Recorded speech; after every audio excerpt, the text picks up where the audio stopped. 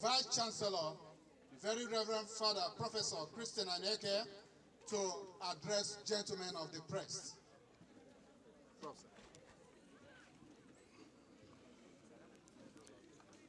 Gentlemen and gentlewomen of the press, may I invite you to stand, and all the students, for a short prayer before we can express ourselves. In the name of the Father, and of the Son, and the Holy Spirit. Our help is the name of the Lord.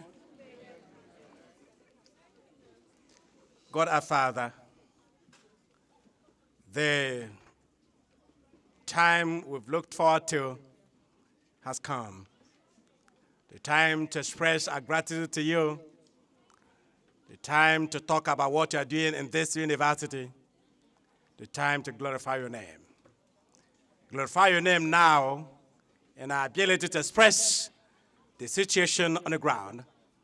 Glorify yourself also in our ability to put these things in writing so that the world will see your goodness in this university and give glory to your name. Bless the students who are here in the large numbers for their sporting activities and for other things. Bless all of them. Bless all those who have come from far and near, especially journalists, the veterans and young ones looking up to them. Bless all of us and be with us through Christ our Lord. In the name of the Father, and the Son, and the Holy Spirit. The President of the Council, are you here? The President of the Council of Honor, or the Vice President? Because we need to, as soon as we finish this, we need to begin the sporting activities, which is why many of you are here.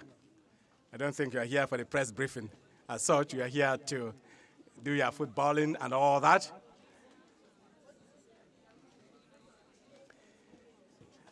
I would like to welcome you to this World Press Briefing in the context of the 8th and 9th Convocation of Godfrey Okoye University. I would like to express my profound gratitude to you because many of you, pressmen and women, have been part of our success story. I'm convinced that one thing is to do something, another is to have what you've done communicated and told. So we are doing something, but we can't at the same time tell our own story. You tell the story of what you are doing. And the way you present our narrative will be the way we are taking. If you present our narrative well, then the world will say, well, they are doing well. But if you write us off, then the world will say they're not doing anything. So that's why your work is very important. As far as I'm concerned, there's no exaggeration. What I would like to hope and pray for is that you put things the way they are. And I believe you've been doing that, and I want to urge you to continue to do that. This is the 8th and 9th convocation of our university. Last year, we couldn't hold a convocation because of the COVID-19 pandemic. And this year, by the special grace of God, we are able to do it, bringing the set of last year and the set of this year together in this combined convocation. The title of my speech on Saturday is A University Awash with God's Incredible Blessings. That's the title. A University Awash with God's Incredible Blessings. Many of you were present here when we had our 10th anniversary. It was an occasion to show what this particular university has achieved in 10 years. We have added 2 more years to this. So I'm not going to tell the old narrative, because that's going to be boring. I'm going to talk about what has happened between the last convocation, that's between the 10th anniversary and now, which is 2 years. And this is, again, where this title is befitting, Awash with the Blessings of God. Last year, ladies and gentlemen, the world experienced what it had never seen in the last 100 years. I have always been interested in scientific news. And I have always said that one day we will colonize the planets, all the planets. We've colonized the earth. We are in charge by the special grace of God. But there are so many other planets we have little knowledge about. But the movement, steady movement and continuous study of these planets has always given me the assurance that we will one day colonize Mars and other planets. Last year was a big shake-up in my theoretical and intellectual activities. Little did I know that a small virus, a virus, pendling between living and non-living, could bring the world on its knees. And that happened last year. With all the scientific predictions, with all the desire to conquer the planets, with all the desire to go to the sun and study the face of the sun, with the big plant in Switzerland to study the beginning of human existence, with all that, we couldn't predict this happening, and we were brought down on our knees. That shook me up in a particular way. And I said to my students before they left, the world would never be the same again. I was a bit confused at the beginning because everyone was sent home. Everyone stayed at home. I stayed at home too. I started trimming down. I started trimming down on a personal note now before I move into the title. I started trimming down. I said, now, since this particular virus is everywhere, and you didn't know how it would come to you, no more cleaner in my house. Second is, no more person coming to cook anything from outside in my house. And my cook, who was in the habit of running home every time, I said to him, choose between here and their home. Okay? And from that time, a lot changed in my life. We didn't know about the university, about my students, my lecturers. Where are they? What are they doing? I hope they are not exposing themselves and all that. And I locked myself in for more than 2 months. I never stepped out of my house for 2 months. So you can imagine then my joy, seeing that God has not abandoned Godfrey Okoye University, that things would continue to move. 2 months later, we started a project, all out of the blues, our auditorium, the law auditorium. We had a promise for this from a friend of the university who said he was going to build that, but he was going to send the money. But we knew then that the money might not be enough. But also wanted to show that if we decided to do something, we would do it. So the moment we got the money, we started that project. That last year. In fact, the beginning of the project was the first time I stepped out of my house to see the foundation of the auditorium. Otherwise, I was indoors, not even opening my windows. So we did the foundation, and within 4 months, ladies and gentlemen, we built one of the best auditoriums in Nigeria. And that was last year. You can go and see that, the law auditorium. I would like to invite your journalists to move up that building and see the acoustic there, the finesse, the finishing, the seating, the tables, the lighting system there. It is not just the building, but the quality of the building. And this happened in the context of the COVID-19 pandemic. And I said to myself, this is a narrative of success in a very challenging time. This explains why this title is very befitting. A university awash with the blessings of God. You know the meaning of our word awash. Just swimming in it. As if that was not enough, we succeeded in moving all our programs online. Many universities came to stand still, overseas and in this country. And we moved all our activities online. We taught our students online. We had examinations online. We had meetings online. And we graduated a set online.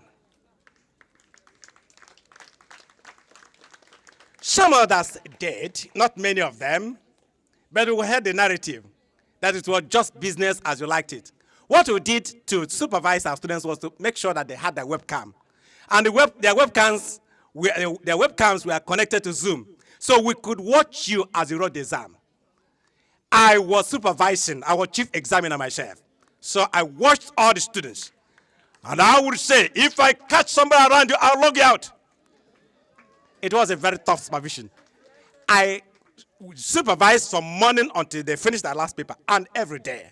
And I even brought in the pro-chancellor of the university at the point, the chairman of the governing council and chairman of the board of trustees, to watch the way an examination could be conducted. I know some private institutions, I know some, like other private, they tried that, but their final exams were a disaster. Ours was a huge success. So, this is it. So the success in graduating a set in the midst of pandemic, I call it blessing of God. Because only God could have made that happen. Of course, our ICT unit has been very good, robust system. But without God, how could he have achieved that? One disturbance could have destroyed everything, but it never happened. So we were able to. We were able to have our governing council meetings. The normal 3 times of meeting of governing council, we had them last year without any hiccup. We were able to have our board of trustees meeting. The normal meeting of the board, we were able to have this without any hiccup. And then on top of this, distinguished ladies and gentlemen, we never owed anybody. We paid our salaries until the end of last year. Many institutions could not pay. Many stopped paying. Many asked their workers to go. But workers of Godfrey Okoye University were being paid salaries throughout last year. A university I wash with the blessings of God. As if that was not enough, I talked about the business park last year, if you could recall that. Move there now, and you see what has happened. Last year, in the midst of the pandemic, our business park took off. The design of the business park is this: that we provide all the infrastructure needed for the park to take off. The companies will do their building. We've done the roads, internal roads. You can move around and see that. We've done a road even for workout around the small first lake. You know that this place has got 2 big lakes. There's one there, up there, and there's this one. The only university in Nigeria with 2 natural lakes. There's no other. So Godfrey Okoye University has no photocopy. There's no photocopy. There's just one. So if you want to ask a child, which university in Nigeria has 2 natural lakes? Godfrey Okoye University. Any child in Nigeria will say that. And if you don't say that, you fail your exam. So you move around there, the business park, we've done that. We've done the internal roads. We're just waiting for the companies to start burning and we'll do the asphalt. But everything is complete there. We've also done 6 boreholes in the business park. So the business park will have 24 hours of water, as well as the university. Any student studying here will have water for 24 hours. So it's not going to be a tanker bringing water anymore. You will have shower. You will have shower in your room. We've also engaged a gas supply company, we call it gas combustion, and we want to get 2 megawatts of electricity here. We are going to be independent of the national grid. You can see that they are already building. The lines are moving there. From the business park, we send electricity to every part of the university. We have nothing to do with NEPA again. Once we're finished, it is finished. So as soon as they finish the project, that is the end of lights out on campus. 24 hours of light on campus.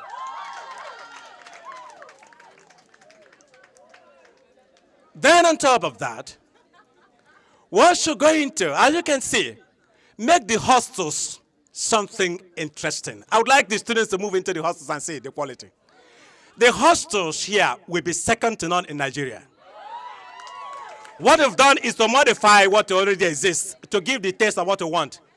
But the new hostel that will start from January will be something Nigerians cannot imagine that we are doing for students.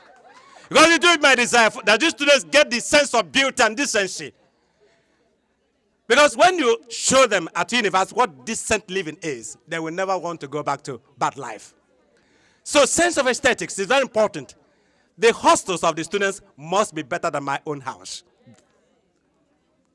That's what we are doing. You can see the model, the inside, not the outside, the inside of that when you have. Every room will have a shower, and you cannot have more than 3 students in a room. Not more than 3. A student can opt to leave 2 if you want to. What we don't want, because they are young, is that they leave 1. Okay, except the postgraduate students. But minimum of 2 and maximum of 3 will be the life of this place. Then, what have we achieved, ladies and gentlemen, with the business park cited here? What we have achieved is that IT is not something you will need to be running to Lagos to do. Because you have the companies already. Whatever you are studying, the companies will be there to take care of you. Unless you want to go to Lagos for Johnny Mo, then that is your business. But if it's actually learning, you have everything you need to learn. Already, 10 big European companies have signed in and paid money to be in the business park. And the CEOs of these companies will be there during the groundbreaking on the 18th. They'll be here, some of them. So that's what we achieved. We have done something that is almost unthinkable in Nigeria. That European companies will find a place where they can do their business without challenges. That's what we've done. And this explains why you are going to have a lot of European presence in the next couple of months. The Austrian ambassador to Nigeria will be here on the 18th.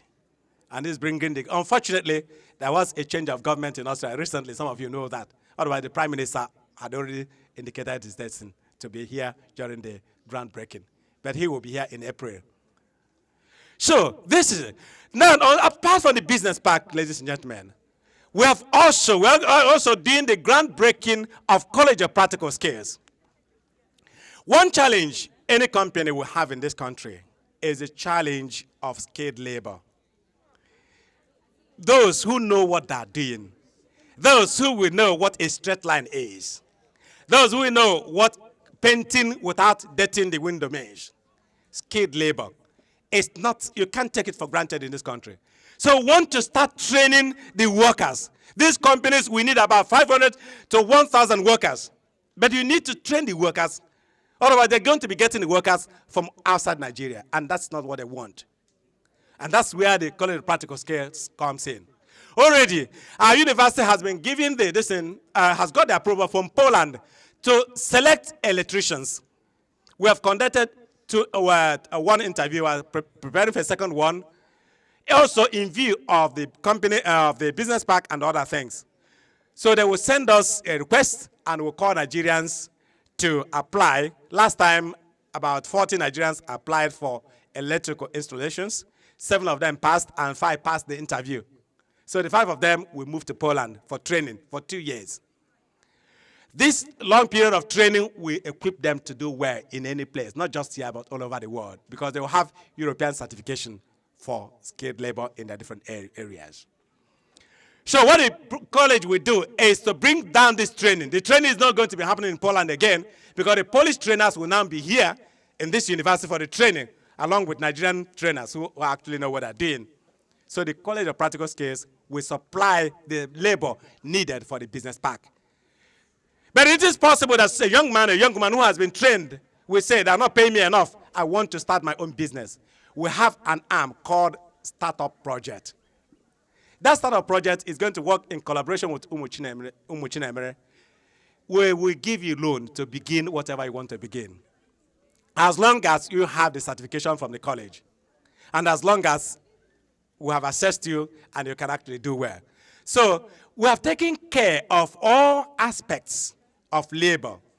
We're also looking at the need of other places. Europeans need skilled labor. They are getting the skilled labor from other places, but not from Nigeria, except Nigerian doctors. You know that many Nigerian doctors are going to the UK. You know that. They write the exam, pass the exam, and go to the UK. So we want to ensure that they are getting our computer scientists, they are getting our electricians, our plumbers, and all that, our nurses. We want to be sure of this, and that's what the College of Practical Skills will be doing for us. Ladies and gentlemen, in the context of our 8th and 9th convocation, and in the context of this pandemic, all these things are happening here. And that's why I believe that we can only talk about a university awash with the blessings of God. On Saturday, we are going to be graduating the set of last year and the set of this year. Total number 614 graduates. 614. Out of these 614, 78 of them finished their master's program and PhD. Now, from last set, 5 of them last year made first class. And this year, 12 of them made a first class.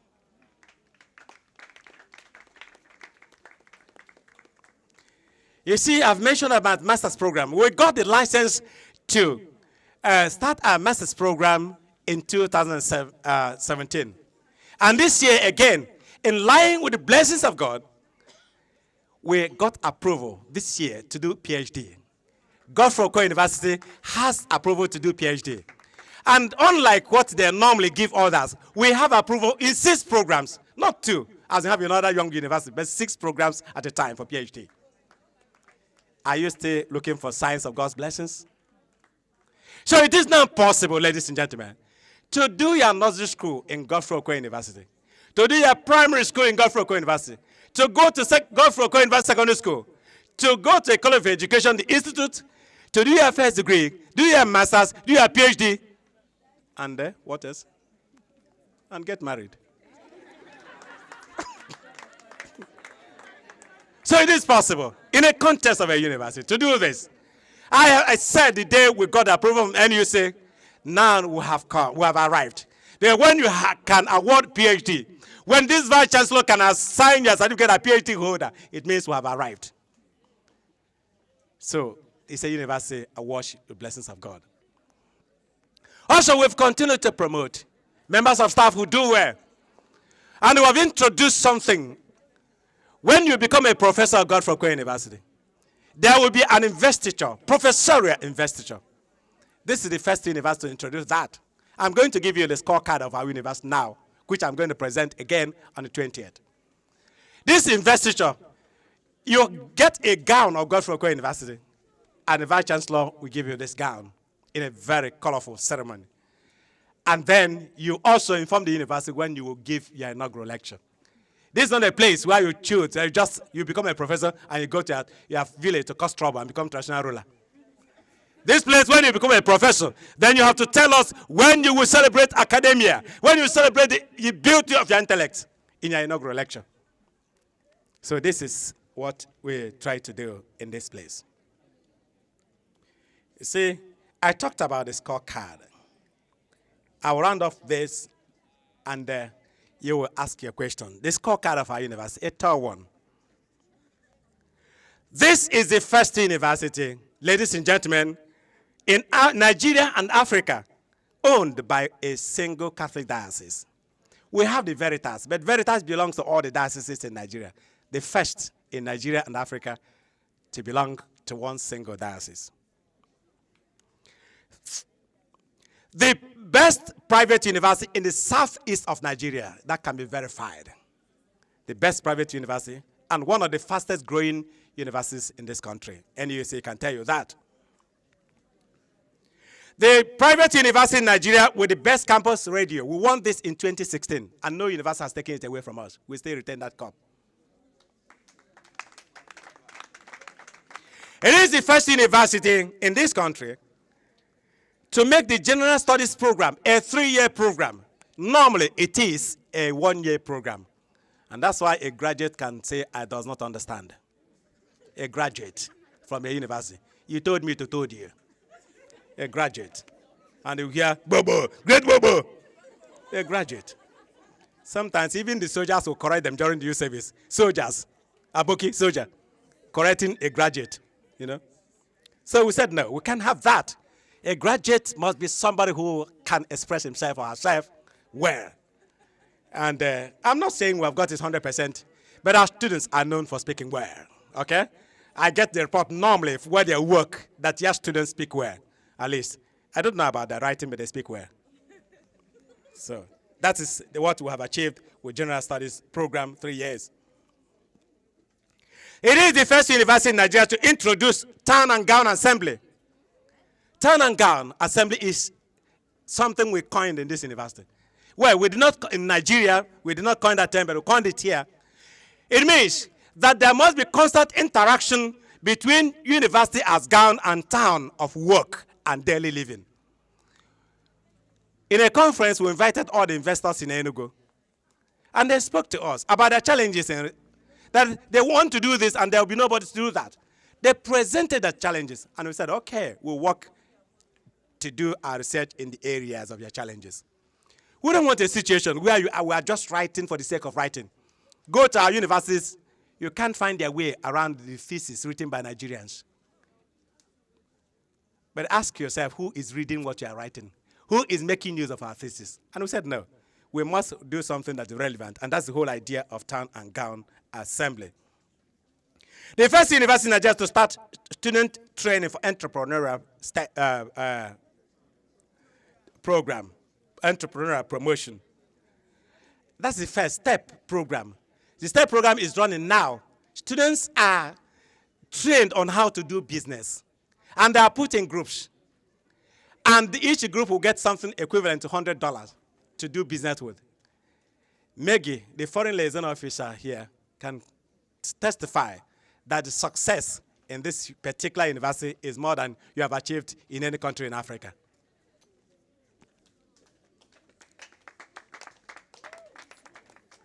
It is the first Nigerian university to offer scholarships to students from each of the 19 northern states. When the Boko Haram insurgency started, we said, let us show a sign of solidarity. So we chose one person from each of the 19 northern states and gave him or her a scholarship. This is the first university to even think about assisting others. Others are doing the ASO strike. The first private university in Nigeria to establish a well-organized scholarship board, offering scholarships to 150 students every year. This year, 150 students are on various scholarships of our university. The first university in Nigeria to establish a DNA Learning Center Africa. You can see that. That's the first building you meet as you come. You need to peep into that building and see the quality of material for research. It's quite fascinating. And the license for DNA Learning Center costs $300,000. A license. That's why you don't have many of that in the world. You can't begin a DNA Learning Center without a license. We are the only center licensed now in West Africa to train young people in DNA sequencing. Any other person doing that is doing wayo.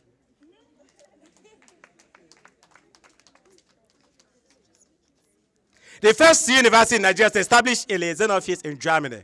We have a liaison office in Germany, and this is the liaison officer of the university, Maggie Cantat. She's dead here. No other university in Nigeria has a liaison office outside Nigeria. All of us are local champions.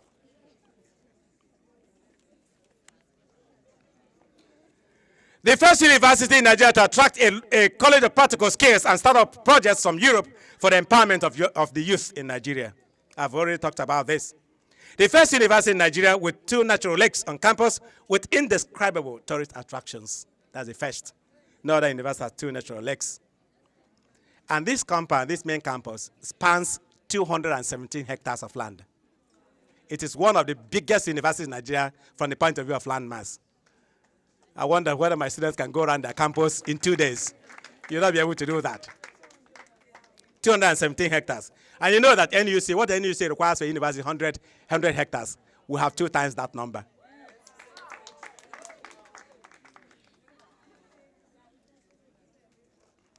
The first university in Nigeria to establish a directorate of ethics. We have a directorate of ethics also. Because this is one university where you cannot harass anybody. The students are free. I keep saying this is the freest university. Where a student is studying and is afraid that there will be a court member. Whereas the student is studying and they have no fear of rape and all that. So when others talk about freedom, I laugh at them. They have no freedom. If you are in a public institution, you are afraid of courts. Is that freedom? Huh? You're afraid somebody is going to break your head. You're afraid that somebody's meant. Seated in Vienna, director is coming here and is receiving honorary doctorate of our university. The director was a former deputy prime minister of Austria, former foreign affairs minister, and now heading this biggest center where migration policies are articulated in Europe. And this center has recognized us as #1 partner in Africa. The first university to introduce the April Project Month for all students is also that our students get to know their areas of profession. I have told my students, and I've understood this, that education is like apprenticeship. Education is like apprenticeship. That's why our students are attached to different professionals. Those of them in law and other fields, they're attached. You see, the mass comm students are seated here. They're already doing what they're going to do when they graduate. Continuous apprenticeship will make all the difference. I have told my students, why is it that a young man goes to a master, learns how to do carpentry, cut wood, join it, and all that, and after 3 years, this young man is an expert. And somebody goes to a university and studies mechanical engineering and cannot fix his battery. Somebody goes to a university, studies electrical engineering, and cannot wire his own house. How? What is happening there? So this is what the gap we tend to bridge. While getting the theoretical foundation, you also have to know the practical side of it. The world is no longer interested in theories without practical. The world is not interested. In the past, that was the case. Now, you have to show the evidence of knowing it. Where is the evidence? So that's why we're training our students, sending them for attachments and all that project month. And this is the first university to recognize April as a month for projects. The first Nigerian university to translate important items or important terms in biological sciences into Igbo. Even COVID-19 has Igbo name. You will see it in that book. They have, am I the expert? That's quite an interesting book. And all the terms, biological terms, science terms, have got their names in Igbo. And this book is in our library. So it's quite fascinating that we can actually do science also in our native tongue.